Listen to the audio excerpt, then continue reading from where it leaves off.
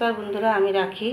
আজকে একটু বরবটি আলু ভাজবো, সেটাই কেমন করে ভাজছি আপনাদের কাছে তুলে ধরছি। আমি কড়াইয়ে তেল দিয়ে দিয়েছি, তেলটা গরম হলে বরবটিটা দিয়ে দেবো। দেখুন বন্ধুরা, আমি বরবটিটা দিয়ে দিয়েছি। বরবটিটা ভালো করে লাল করে ভেজে নেব।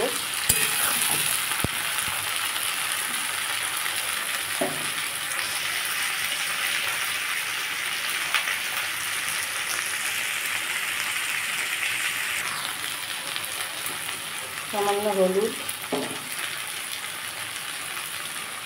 সামান্য নুন দিয়ে দেবো।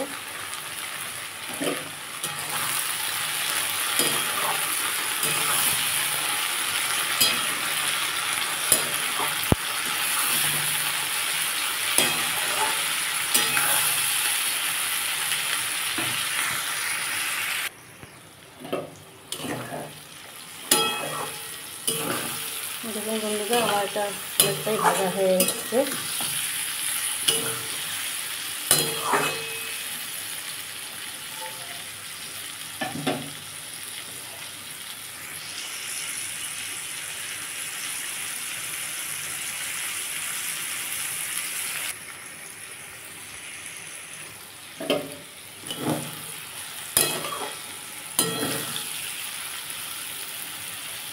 দেখুন বন্ধুরা, আমার এটা ভাজা হয়ে গেছে। আমি এটা একটা বাটিতে তুলে নেব।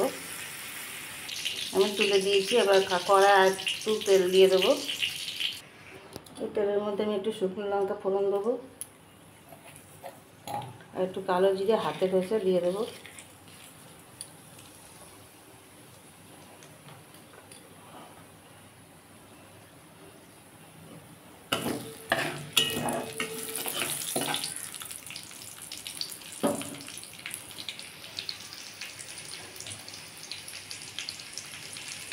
দেখুন বন্ধুরা, আমি তেলের মধ্যে আলু দিয়ে দিয়েছি। এবার হলুদ দিয়ে দেবো, নুন দিয়ে দেবো।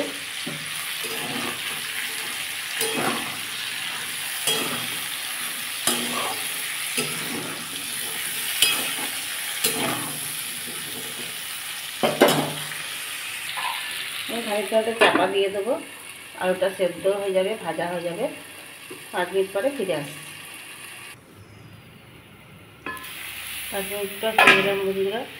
দেখুন আমার আলুটা অনেকটাই ভাজা হয়ে গেছে।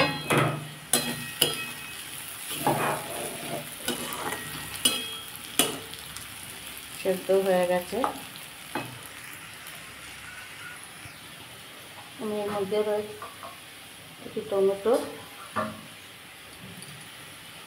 একটু লঙ্কার গুঁড়ো দিয়ে দেবো ঝাল ঝাল হবে খেতে।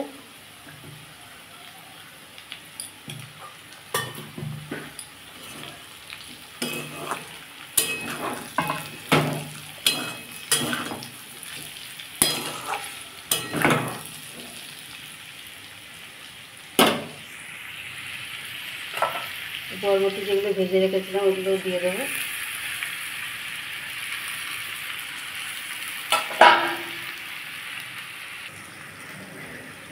বন্ধুরা, আমি বরবটিটা দিয়ে দিয়েছি। আর একটু ভাজা হোক।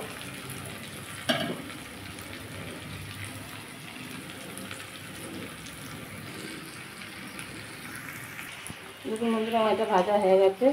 আমি এদিকে জিরেকে ভেজে গুঁড়িয়ে রেখেছিলাম, সেটা দিয়ে দেবো।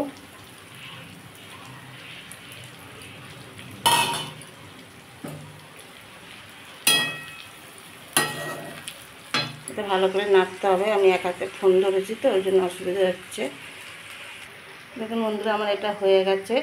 খুব ডালের সাথে নিরামিষের দিনে খুব ভালো লাগে, এমনকি লুচি পরোটার সাথেও খেতে ভালো লাগে। আমি এটাকে বাটিতে সার্ভ করে দেবো। এই যে বাটিতে সার্ভ করে দিচ্ছি। ভালো লাগলে লাইক করবেন, সাবস্ক্রাইব করে পাশে রয়ে যাবেন। আমি নতুন বন্ধুদের বলছি, আর পুরনো বন্ধুদের অসংখ্য ভালোবাসা, যেনারা আমার ভিডিওটা অনেকক্ষণ ধরে দেখেন। এই বলে আমি এখানে শেষ করলাম। নমস্কার, দেখা হবে পরের একটা এপিসোডে।